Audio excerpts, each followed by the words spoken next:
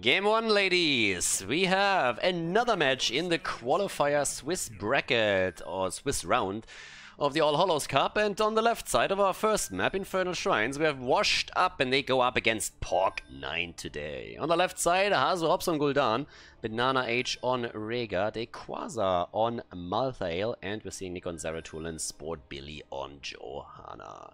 To the right side of the map, though, Porc9, Mopsio's new team, with a Nuburak, played by Mopsio himself, Gul'dan Malfurion, the Chunky Monkey on Chen, Fury on Jaina, and Raid Boss is playing Junkrat in the first game. So let's go. Again, this cleave build that we've seen from Zeratul, from Nick in one of the recent games. It's interesting because normally when you see cleave, the setup is more so traditionally going into a Void Prison, and the last time we actually saw him with this build, they also played Jaina, but they still decided to go into the Might of the Narazim on level 10, and Jaina even went into the Water Elemental. So a different build than what we're used to these days. After Zeratul's rework, most of the Zeratul players have started to opt into more of an auto-attack build, the same build that was championed by Tai for a long time. But Nick went for a little hybrid after that, so we'll see if he is going to pull off the same thing again. That little doggy, on the other hand, has been pretty much lost and gets eliminated first, so it was a good move from Raid Boss with Junkrat here to initially split them and get him in that position. So yeah, pretty well done. Very nicely done, actually. And now, the big question, of course, still is if Porc9 can keep it up and win this game. The team, newly formed, has of course to first of all find a little bit of synergy together as a unit, but generally speaking there's a lot of players on that lineup that are pretty strong, so we'll see if they have what it takes to take Washed Up down. And some of you might still ask themselves like, hey, wait a second, weren't they called Washed France? And yes, you're absolutely right. After they had the... well, after they reformed the team a little bit, Mena, for example, going to World of Warcraft Classic, but more French people joining the team, Chris going to Granite Gaming, which is now Lauber's fan club, after the team split from the organization. After all of that, they were called Washed France for quite some time, but then realized that this is kind of a dumb name, and that everybody is perceiving them as Washed Up anyway, so they just changed whatever, we're just gonna change our name back, so they are called Washed Up again, to the delight of pretty much everybody. And with that, we are now seeing them with that team name in most of the tournaments that they're currently participating in, also including the Heroes High Premier Series, of course. Cleave build continues, and we're currently having also, in addition to that, a Conviction. Conviction for him, and therefore obviously a little bit more pressure also on the Shrines when they can maybe come out of one of those little air ducts here and try and get a quick connect with someone here. Conviction in general is just a talent that allows you to get away, it allows you to chase targets down, you can make it have a much faster engage, and once you have level 10 it allows you to get into a better position also for your heroic ability, so that you can throw the Blessed Shield out and set the target up for the rest of the team to get a kill there. We're talking about getting kills. Monkey at the top here with his little panda. Just moving out before we're having Billy putting exactly that Conviction talent to the test. But now we have the Shrine activating, and both of the teams heading straight into the Shaman camp that they were timing, taking it previously but not capturing it immediately. And now the position already taken by Quasar as he's putting Malthael in the position to get the lead on the minion stacks. So right now, Washed Up trying to fight for the first objective, with Zeratul still holding on in the mid lane a little bit longer, but ooh, bit of aggression here against Sport Billy, who's currently subbing in for the team here. As we said before, he's actually playing with nothing changed currently.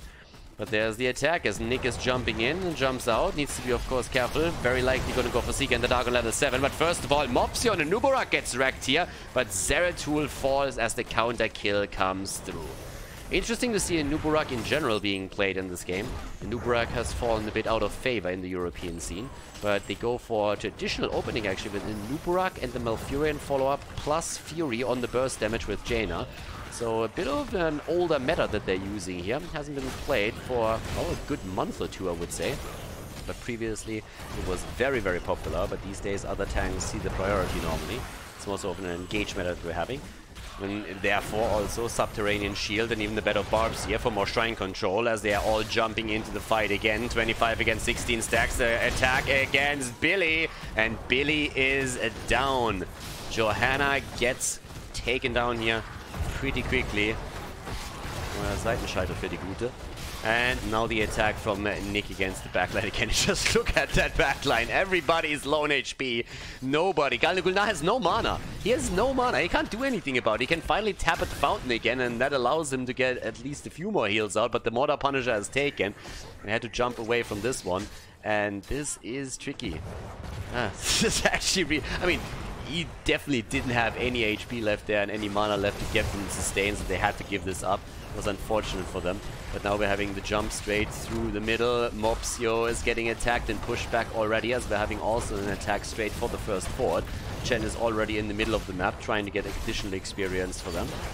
But over here, it seems like the first fort is actually a goner, which is quite unfortunate here for Porc9, because that's normally something that you're trying to avoid when your opponent gets Punisher number 1. The wall, that's usually what you're trying to allow them to get, and then afterwards it's just like, okay, let's hold on to the fort. But now even the rotation in the middle yielded some results, as they were able to get Chen eliminated. So you walk definitely into a pretty bad spot there. So now all of a sudden we have 2 kills against 3, we have the first objective taken. More control on the map. Starting to move in to get the camps now, and that means we're having now a camp taken on the right side. We're going to see one also at the bottom of the map, so let's see how much they can get with this one. Actually, it's more of a team fight that we're seeing, as they're trying to get even some damage in against the fountain. That little trick is obviously when you take your opponent's fountain, you can just simply go in and provide vision on that. Sorry, when you take your opponent's camp, you can provide vision on the fountain, and then those Khaldor will actually attack the fountain, and that's what Zeratul just took down, which can actually become pretty impactful, since we are now having in the next shrine spawning in the mid lane, and that means that the red team will not have access to a pre-tap or just simply another tap option in the middle of the team fight. So it's a pretty impactful move if you can get away with it, which isn't all that often, but since they killed one hero beforehand, they had an easy shot at the camp and they could follow up as they just did. So now we're currently having the move down to the bottom, as level 10 abilities popping off for both teams in just a moment. Interesting setup, by the way, also for Malthael. We have him with last rites here. He has again the Might of the Narazine for Zeratul. And the Horrify against Mopsio, and he jumps out, but there's the kill. Just as Malthael gets his last rites, he also gets the first stack. Great start for Quasar. Doesn't really get much better than that. You just get your ult, you immediately get the first 5-second cooldown reduction. If you keep that up, you can throw them out like candy later on in the game. Triple Panda hasn't even been activated so far. They nearly were able to get a counter kill, by the way. Porc9, that is. We're in a spot where they had the chance, after Malfurion used the Twilight Dream, to get a follow-up kill there too, but it did not quite work out that way. So right now we're having in the middle of the map, Quasar still pushing waves out a little bit, also towards the top left. Another camp has already been signaled. That's up for the taking. And we should see the activation of the next shrine in just a few moments. But Billy down here is still able to walk away. Dodged out on some of the stuns, had still the trade active, if I'm not mistaken. So no real pressure against Johanna. She's able to move out. But especially those blessed shields from Billy are going to become crucial in those upcoming team fights. If he can set something up, even if it's just for the blessed shield, a bit of damage, and then a follow-up Horrify, they're going to be in a great spot there. Malthael, obviously, with his last rites, is always going to try and follow up with quick kills against the opponent. And Nick is just darting around, looking for extra damage, and finds it here. Gets some solid damage against Fury, the former Granite Gaming player, and is moving out right away, forcing Fury to actually tap. The shrine is activated in 5 seconds, so Jaina is going to be a little bit late to that party.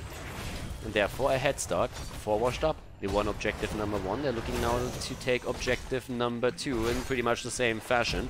The outside poke of Junkrat already starting up here, as Mopsio is still waiting around, leaving Chen to the front and jumping in to get the coordinated kill. The lockdown is there, but so is the Ancestral Healing.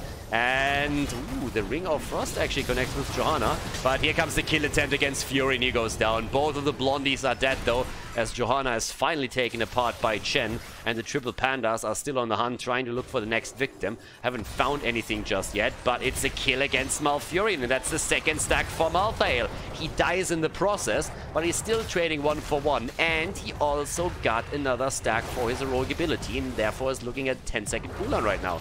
Nick, on the other hand, he's not done yet by any means. He jumps in, takes Junkrat down, and that secures them very likely another objective as they are back on the shrine with a talent advantage that they already grabbed for themselves a little bit earlier here. Well done. At the top side, we're currently still having Fury and Monkey pushing out the lanes, protecting their wall a little bit. That could have eventually also meant damage to the keep itself. Level 13 abilities are ready for both, but it seems like they're just abandoning the middle. They won't be able to do too much. They had to get 13 first, so they're a bit late to really keep that fort from falling. Very unlikely that they're going to be able to pull that off as it stands, so we're going to see the defense set up towards the right side. This is a problem, though. If Mopsio gets taken down again, that would be a horrible problem, because that would mean another additional stack for Dequaza. And he's looking at it, and he's going to get it. That's the third kill, and the third stack through last rites. 15-second cooldown reduction, 10 minutes into the game.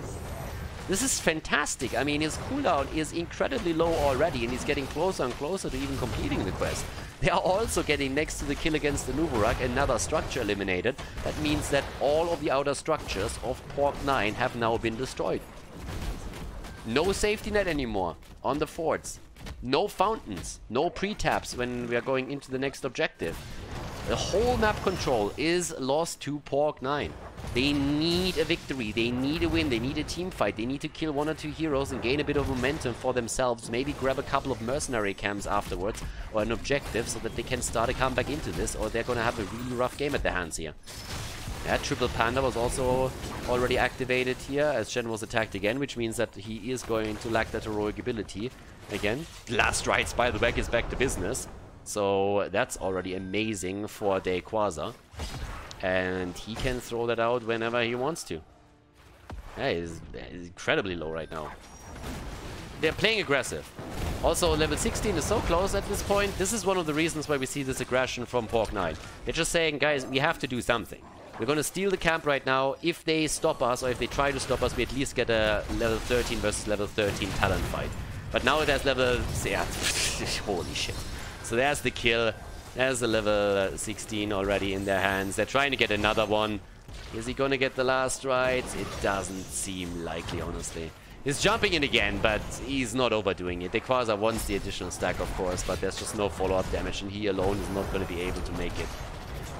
But with Jaina down, and them having level 16 talents, just look at them. They're just sitting there, it's like, well, we're just gonna go for the fort. We don't give a shit that we don't have a Punisher with that. We can just take it anyways. And there's the last right kills, ripe for the taking, and there it is. 20-second cooldown reduction, baby. Here we go.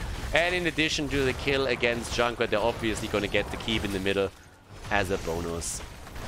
Dominant performance here. If you look at the kill count, it doesn't really hint at how dominant they were so far. Most of the kills that were taken by the opponent were taken previously. Monkey realizes that that Hearthstone back came a bit too late, and he's going to die too. Yeah, 15 seconds for Malthael. Unfortunately for him, he won't be able to get another stack here. But still, he's sitting at 4. He's not going to be too unhappy about that.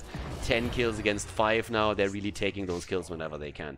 And while we're having the objective spawn at the top lane, they're looking at the bottom of the map and they're saying, like, guys, we're here already. We might as well take the keep, right? Opponent still doesn't have level 16. We have a 4 versus 1 here at the bot lane. We have vision on them at the top. There's a juicy second keep. And ooh, there is a juicy potential Junkrat kill. Now, Junkrat needs to be careful. With Dequaza still having the last rites ready, he can't move out or he is going to be toast. So right now, they're going to have an easy one. That's an easy second keep, guys. That's incredible pressure. And the red team just stays topside. They don't have level 16 talents. They can't really fight against this, and they know it. 37,000 damage now by Malthael.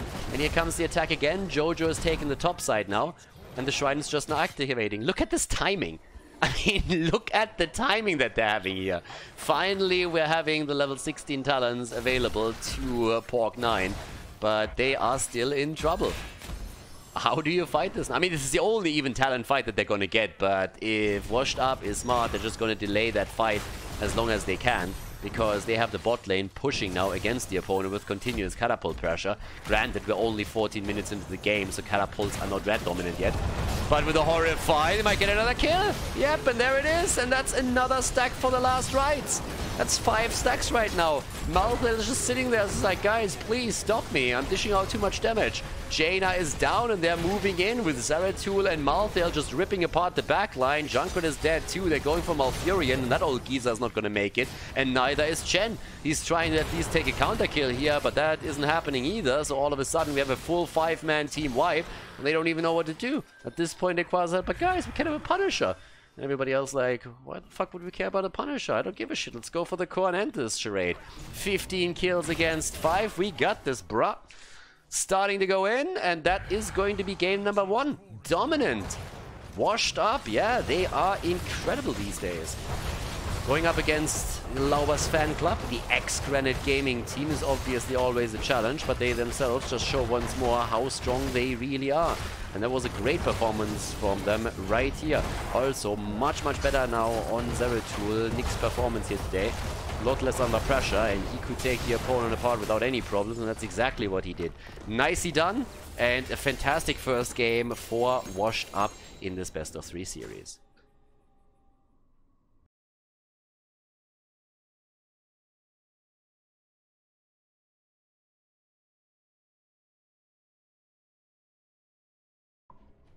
Game number 2, everybody. Towers of Boom.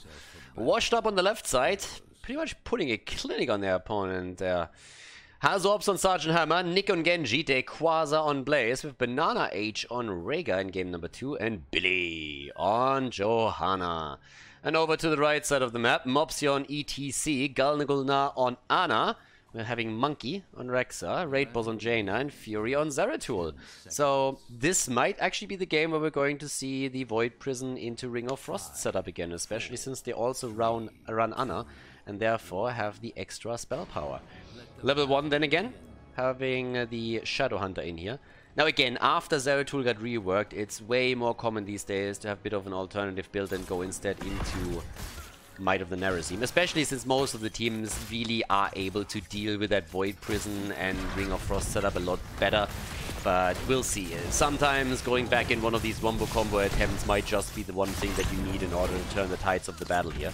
So we'll see how it goes. For now we're having on level 1 the easy Prey taken. Towers of Doom, obviously always a map that can also swing in your favor in the late game. If you have a weaker early game, that's not really a problem. So up towards the top. Currently, Fury, yeah, Quasar actually on his little snowflake moved back just in time. And Nick is trying to play Silver Surfer here. Full on Genji setup, went for the surfboard too, so he definitely has a look. Now he just needs to place, but we're having pretty much melee assassin against melee assassin. Nick gets attacked by Wild Beast too, as Misha is just roaring away. But at the bottom of the map, we are now looking at Hazorps and Sergeant Hammer again. And we all know what happens when you give the Germans the tanks. Nothing good, I might add. Especially Hazorps, whenever he gets Sergeant Hammer, is usually really making it difficult for the opponent to get any control of the game. I mean, he's showcased that so often in the past that Sergeant Hammer is mostly banned out against Hazorps and his team. So, yeah, kind of shocks me a little bit that we don't see that here. Fingers of Frost taken on level 1 for Jaina, for Raid Boss, and the invade at the bottom of the map. The Chunky Monkey is a little bit late with the rotation here to help out with Rexa, and therefore we're going to see this one taken too. Both of the camps claimed by Washed Up. Nicely done, and a kill against Misha. Genji actually getting this one, as Fury and Monkey are already both low. So a bit of attack against Billy, but as you can tell, Hazorps is already sitting tight and is still going for the first Panzer Division here, as he's starting to make his way slowly forward towards the second tower to take this one down too. 4 kills against, for level 4 against 3 for now, which even gives them an advantage. Mainly through all the camps that they've been able to take. I mean, just look at it. They took the 2 camps at the bottom left, bottom right. Now they're going all the way up to the top. They're taking another one. And that means that all of the early camps end up in their hands, and therefore a small advantage in experience without any kills taken yet. So, yeah, good start. Grizzled Fortitude has now been claimed. No Hunter-Gatherer at this point for Rexa and Misha, but Monkey gets away with pretty much no hit points. Fury also barely escapes. Triple Altar Phase has just now been announced, but already at the beginning of the game, we see a very aggressive washed up. I mean, after game number 1, obviously, you should be in high spirits and have the confidence, and they're showcasing that. Now we're having a channel at the bottom of the map. Top right is getting channel 2. Looks like they're going to be willing to delay a little bit. Gulnar gets attacked, wants the interrupt, gets the interrupt. Has 4 shots fired already, but the focus at the bottom of the map as Blaze is finally starting to channel the top left, not interrupted either.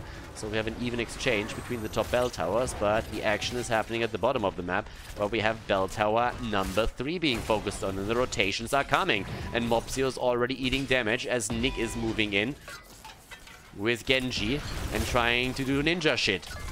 There's the stun and the kill. Jojo coming through here and taking Ana apart, and that's another 4 shots fired, and therefore we're looking at 36 versus 32 points on the core now. Nice early game. Good start. Get the first kill, get the upper hand in the first objective phase. Nice moves there by them. But again, it's Towers of Doom. Towers of Doom is a map that can, like, honestly, this is the comeback map. You can be so far behind in the late game. If you just get one team wipe, one good fight, one good series of kills, you can all of a sudden build up so much momentum that it's always possible for you to come back. But we'll find out if this is one of these games, or if Washed Up just makes this a quick 2-0 with a dominant performance again. By now they're having level 7, which means Hava Siege mode for them. And they're already putting it to good use. Jaina goes down as the 2 blondies go for a little bit of a cat fight. Seems like Johanna's going to win this one. I'm not surprised. I mean, she's armor. Jaina has nothing. So there comes the reset on the Swift Strike. And Nick is already moving in. Actually, I don't think he even got it. They still killed ETCs. That's 2 kills for them. 3 in total. And another camp about to be taken. And they should be able to get this. Fury comes in though. Yeah, that's a good cleave, and that could be a kill. That could be a double kill. It is a double kill. Nick comes back in and gets at least the counter against Zeratul. The camp has been taken by Porc9 though, and they're looking for another kill too, either against Equaza or Nick. I think they're happy with either. And they get Blaze. So what looked amazing at the start... Oh, actually, my bad.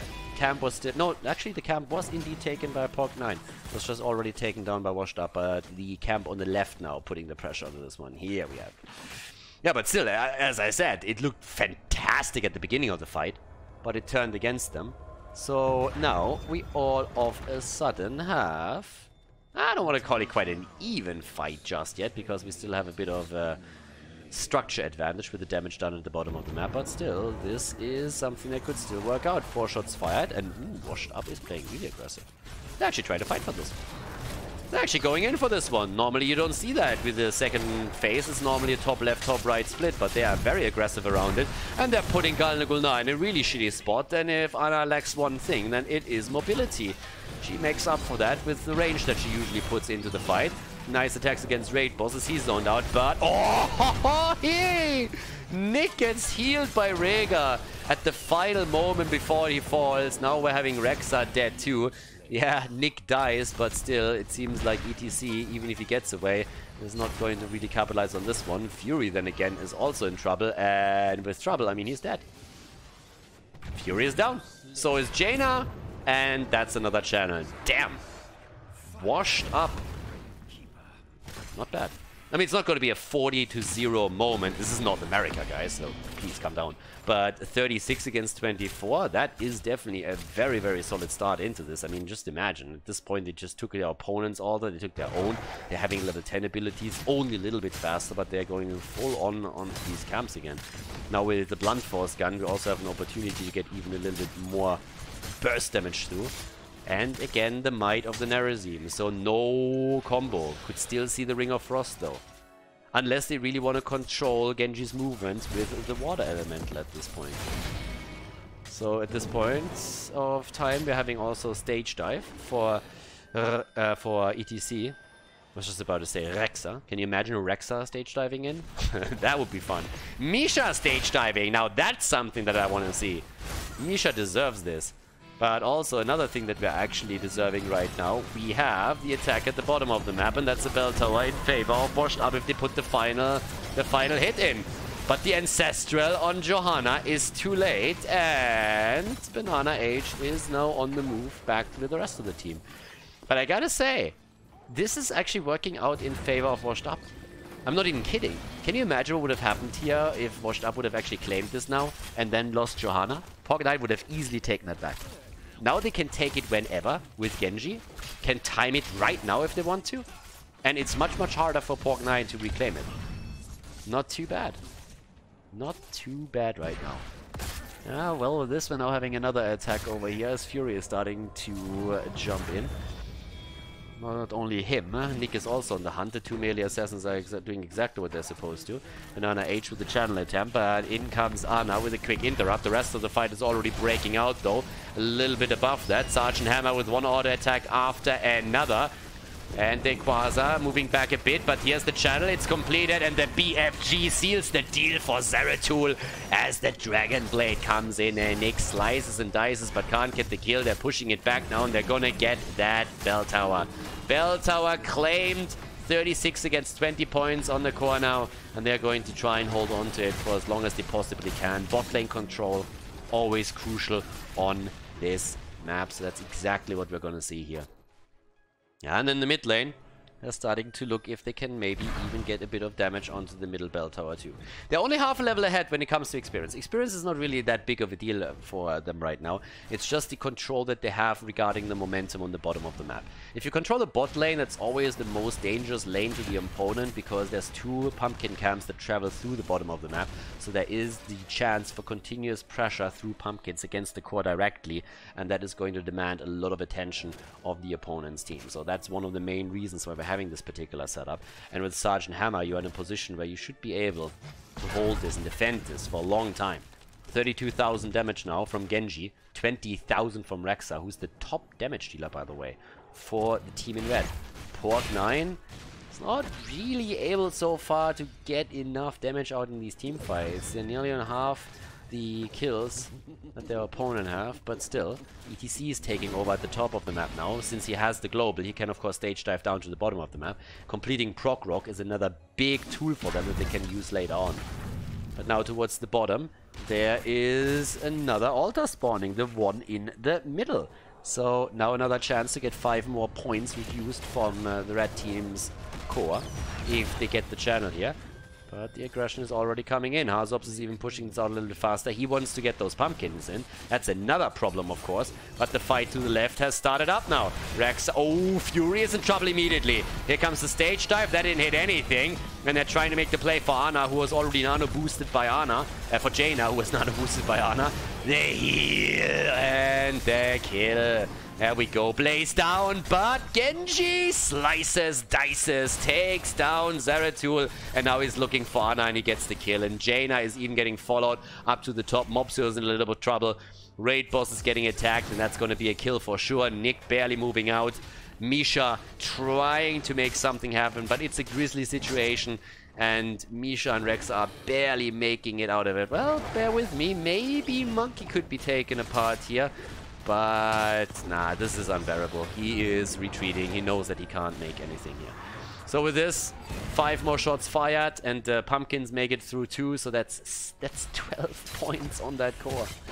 12 points at this moment, and this is getting out of control. Level lead. 16 is up next. More camps taken. More pumpkins through the bottom. And that's now the chance for them to put the opponent on the double digits. Let's not forget that there's also a boss on the map. Once that you have level 16, if you get another kill, you can make a play for a boss for sure. And now they're already starting to put the pressure on the Fury again. And Zeratul just can't really do as much as he really wants to. He's sitting at 17,000 damage right now. Stage dive of ETC to come in and defend here, but the immediate attack against the cow. And he nearly falls as the BFG comes through with the damage. But they're still playing this out. Jaina again nano boosted. Trying to turn it around. Nice move by Zeratul, just barely getting out of the jet propulsion. But Misha didn't make it. Also, in the middle of the map, some pressure against the bell tower, so this is another one that could be grabbed later. Zeratul has not been sniffed out here, but Blaze is attempting to get the experience in the mid lane for level 16 and the extra talent that comes with it. And there they go. Johanna even moving back all the way in order to tap at the fountain again, but this leaves us now with Giant Killer. That makes Hazu very happy, I can tell you that much. And guys, in theory, the game could end here. In theory, this could be it. Either you take all 3 of the altars, then Washed Up wins. Or if they only take 2 but get some kills and go for boss, they would win too. So now Porc9 has to make it happen. Ideally, they would try and get the experience now to at least have level 16 ready for this fight. And that's exactly what Mopsio is doing.